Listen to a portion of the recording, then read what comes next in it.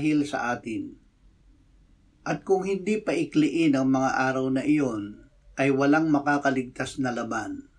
Subalit alang-alang sa mga hinirang ay paiikliin ang mga araw na iyon. Mateo 24:22. Ang mga sumasampalataya sa Panginoong Hesukristo ay mga hinirang ng Diyos, mga banal at minamahal. Tayo ay pinili na ng Diyos kay Kristo bago pa itinatag ang sanlibutan upang maging banal at walang dungi sa harapan niya sa pag-ibig.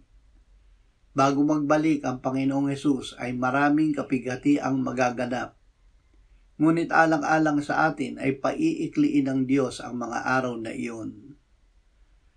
Panginoong Hesus, sa sanlibutan ay makakaranas kami ng kapighatian. Ngunit gaya ng sinabi mo ay lalakasan namin ang aming loob.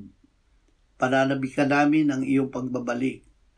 Salamat na alang-alang sa amin ay paiikliin ng Ama ang mga araw ng kapighatian dahil nalalapit na ang iyong pagdating. Amen.